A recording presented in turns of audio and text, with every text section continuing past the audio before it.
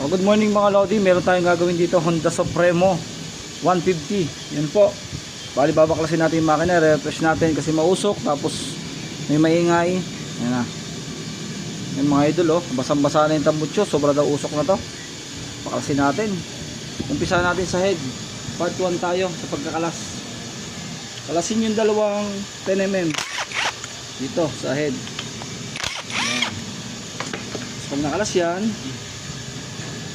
tatanggal nyo na yung ito. Yan, tatanggal nyo na to. At syempre lagi nyo titingnan tong o-ring na to, nawawala to mga idol. Ito dito sa ESB natin. Yan. Tapos ang gagawin natin, tatanggalin natin yung apat na tornilyong 12mm, tapos itong sa timing chain dalawang 8mm kakalasin natin. Tapos meron siya dun sa loob. Yan, hugutin natin yan mga idol. Tanggalin muna natin itong magneto mga idol bago tayo sa head, bago yung sinabi ko sa inyo tatanggalin. Tanggalin natin ang magneto mga idol.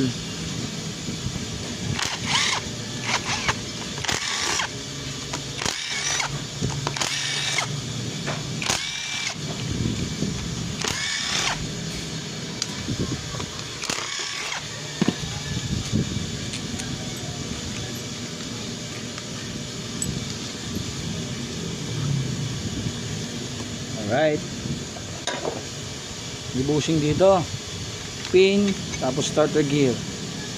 Yan yung bushing mga idol. Tanggalin natin ang magneto gamit ang 19mm socket. Yan. Tapos nagamit tayo ng puller, yung puller ng Supremo. Yan.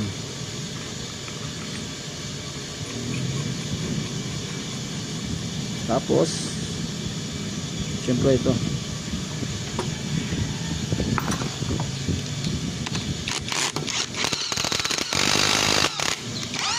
alright, alas na mga idol. Ba, alas natin yung timing chain. Alas ko na yung isa mga idol, tornilyo. Ayun mga idol, alasin natin.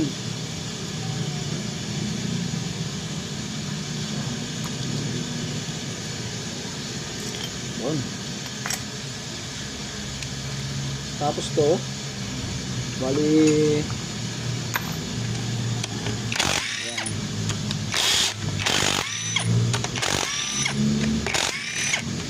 Alright. Tapos kakalasin dito mga idol, meron dito sa loob na ayan, oh, dalawa, kalasin nyo yan.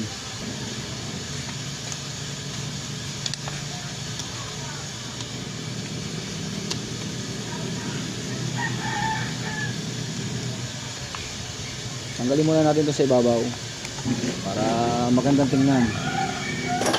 Alright, yan na. Tapos sugutin na natin. Ano, kita naman sa sunog talaga, basang-basa. Tanggalin natin ang chain guide. Yan. Yan ang mga idol, oh. Tanggalin natin yung tensioner, nilugan ko na yung isa. Yan ha. Yan ha. Okay na yan. Dito naman tayo sa chain guide. Alasin muna natin to, dalawa mga idol, para makalas natin yung cover na mahabang tornilyo maliit, para makalas natin yung chain guide. Yan. Tapos saka natin makakalas na tong guide. Tapos kalasin na yung timing chain. Yan. And next natin mga Lodi ay black. Yan. Bali ganito lang, oh. Yan. Taas nyo lang. Yan. Yun. Doon nyo malalaman kung may tama talaga yung black yan. Meron nga mga idol. Yan, oh. Talagang gas-gas. Alright. Mga idol, tanggalin natin ang lock ng piston. Yan. Tapos tanggalin ang piston.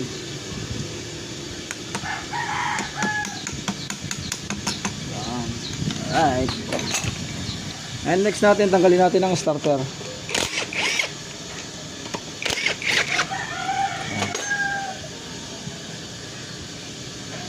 Huwag nyo papaluin yung starter kasi masailan to mga idol. Pwede matanggal yung magnet nya. Ang gawin nyo lang, sikwat-sikwat lang dito sa tabi. Yan, ganyan lang. Lalabas naman yan, oh. Sisira yung starter, nalalaglag yung magnet. Next natin, kabila. Ay, sa kabila. Yan. 12. Kicker.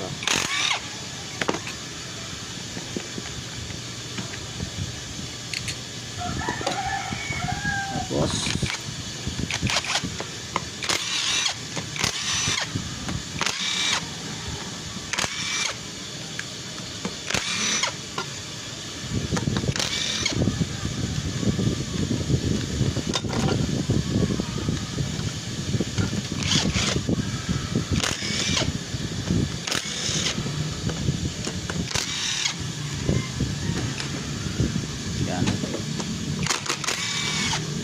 kasi may magnetong ating pangkalas kaya mahirap.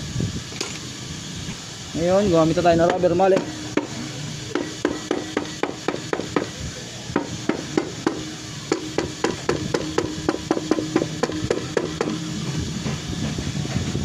Yan, medyo masikip po ah.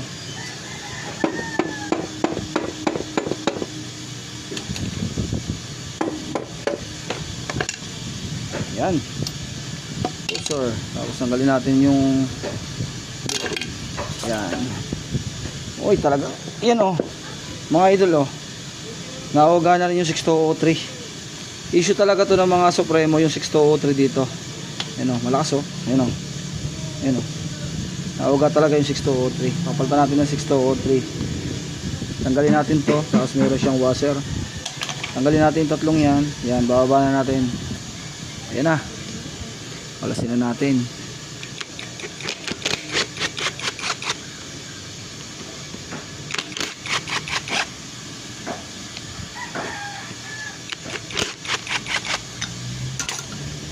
Yan mga idol, bali hindi nakalagay yung tamang lining ng Supremo. Kaya pagka 155 po napalagay na lining, dragging yan.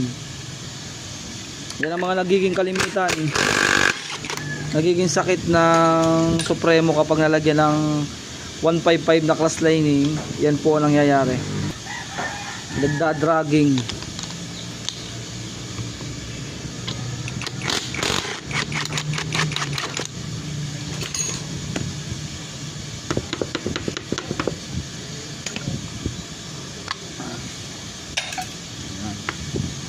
Tingnan natin. Walang tama yung mga pinaglalagyan.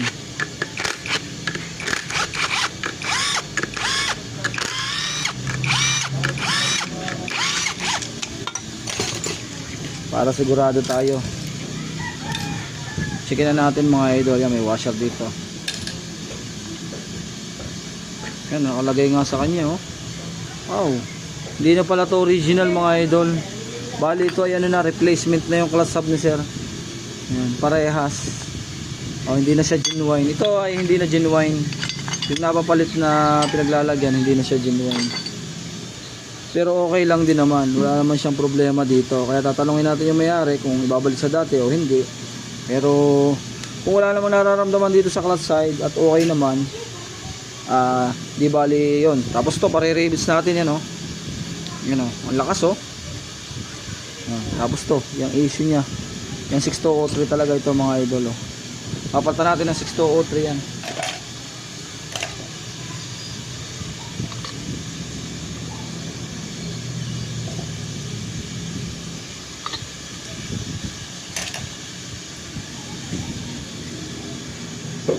Yun.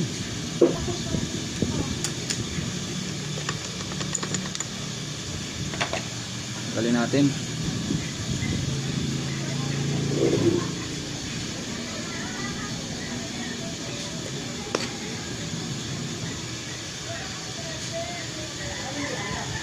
Alright, yan na. Titigis ang washer. Siyempre idol, pagka mga Supremo, kailangan dito, natanggalin nyo muna bago nyo mapabiyak yung gitna. Kasi pag biniyak nyo yung gitna, hindi nyo tinanggal to, hindi nyo mapapaghiwala yung gitna. Yan. Kaya meron siyang isang tornilyo dong lihim sa kilid para siyang 155. Para makalas. Tapos, at siyempre, kalasin na natin. Ang dapat kalasin ito. Kalasin natin yung sa stopper ng bearing. Para madali natin mapaghiwalay mamaya yung crankcase. Pwede rin namang hindi nakalasin, pero dahil gusto nating i-tutorial para maganda, yan, kalasin na natin para maintindihan nila yon. Alright, ay mga idol. Tapos meron siya dito ng tornilyo na 1, 2, 3, 4, 5, 6, 7, 8, 9, 10, 11 14 tornilyo. Kalasin nyo lahat. Alas na natin. May washer siya dito, tapos may washer dito sa sprocket. Magkabila yan na magkatulad dito mga idol, oh. Magkabila siya, may bushing. Yan, magkatulad lang yan yung washer na to mga idol. Ito, magkatulad lang to. Yan. Yan. Ito yung part 1 natin. Yan, tanggalin natin yung mga pyesa. Alright. Tapos ito yung 6203 mga idol, napapalitan natin. Tingnan nyo, ang lakas ang uga nyo. Yan, oh. Yan. Yung bearing na yan mga idol, sakit po talaga ng mga Supremo kalimitan yung bearing na yan sa gitna. Yan, papalitan natin. 6203 yun.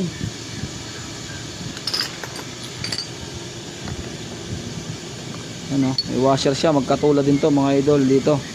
Magkatulad din yan. Ayan na, nakalas na natin. Ito na yung makina niya mga idol. Wala namang problema dun sa sigunyal. Wala namang problema lang 6203. Tapos block assembly, bob seal, mga gasket, papalitan natin ng mga genuine. Kasi mga replacement to mga idol, delikado pagka replacement. Alright, sige.